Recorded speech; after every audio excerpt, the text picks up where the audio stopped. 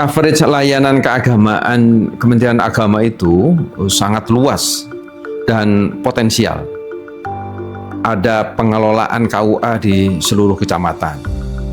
Selain itu ada penyuluh agama, ada pemuka-pemuka agama, ada lembaga-lembaga keagamaan, ada tokoh ormas keagamaan, belum lagi pengelola rumah ibadah semua agama. Masih juga ada zakat dan wakaf, haji dan umroh, majelis taklim, bimbingan perkawinan, ada forum kerukunan umat beragama. Pelaku ekonomi dan keuangan syariah itu juga potensial. Belum lagi ada pengajian Al-Quran dan layanan kitab suci semua agama. Ditambah sekarang jaminan produk halal. Jadi ini semua berkaitan dengan unsur masyarakat yang menjadi partner strategis Kementerian Agama.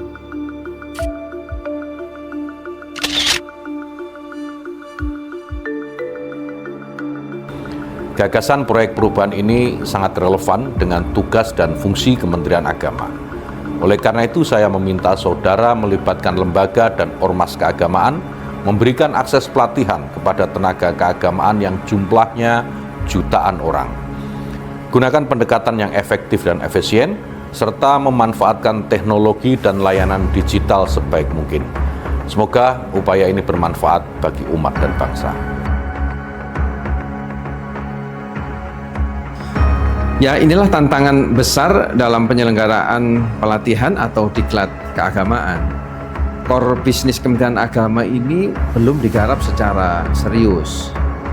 Memang ada banyak faktor yang menjadi kendala. Pertama, Widya Iswara Keagamaan di Pusdiklat hanya ada 52 orang atau 14,4% dari total 378 Widya Iswara yang ada di Kementerian Agama. Akses pelatihan juga terbatas. Belum didesain melibatkan multi pihak. Jenis pelatihan keagamaan masih minor, dan yang krusial, anggaran pelatihan keagamaan ini sangat-sangat kecil, tidak memadai untuk pelatihan yang berkelanjutan.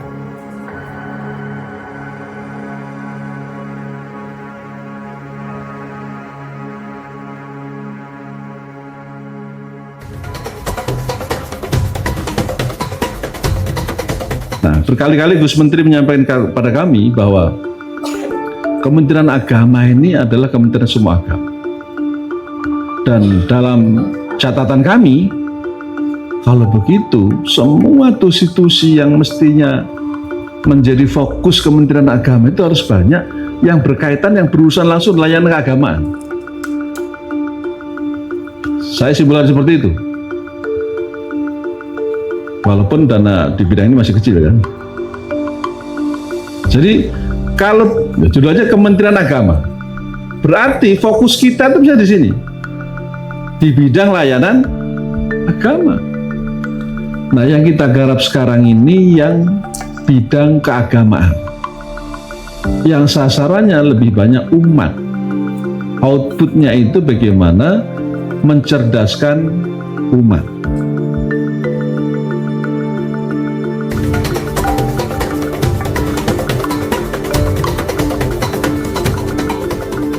Ya, perluasan akses ini kami lakukan dengan beberapa skema. Yang pertama, memperbanyak sasaran pelatihan, meliputi personal, ASN, institusi atau jejaring.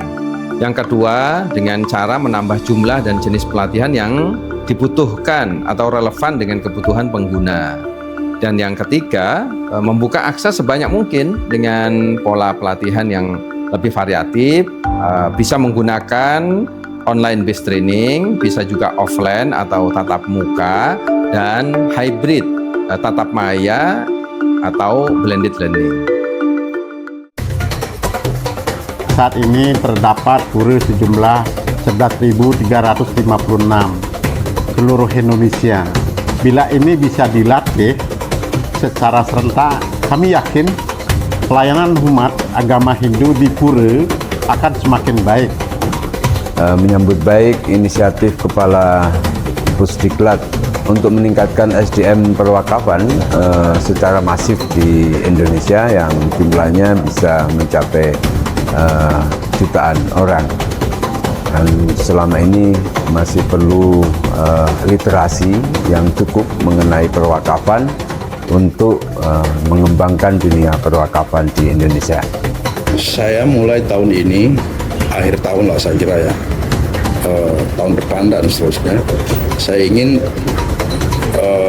calon pengantin itu semua mengikuti pelatihan yang jumlahnya 1.500.000, which is a big amount ya. Jadi jumlahnya besar. 1.500.000 calon pengantin itu harus mengikuti pelatihan Binwin Catim. Nah sekarang ini memang dengan metode konvensional yang kita lakukan itu baru bisa menjangkau sekitar 300.000 calon pengantin.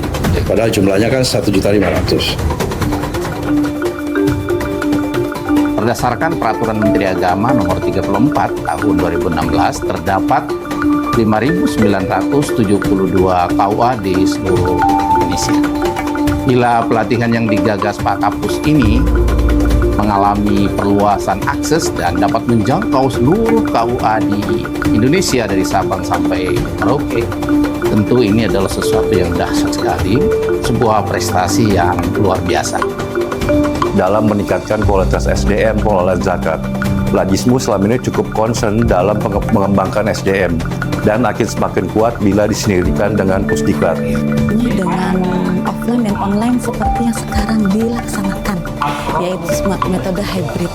Jadi ada yang tatap muka langsung dan ada yang melalui online melalui Zoom atau kanal YouTube. Mengapresiasi proyek perubahan Kepala Pusdiklat Tenaga Teknis Pendidikan dan Keagamaan Kementerian Agama, Bapak Mas Tuki, yang akan menjadikan lembaga administrasi negara sebagai salah satu lokus.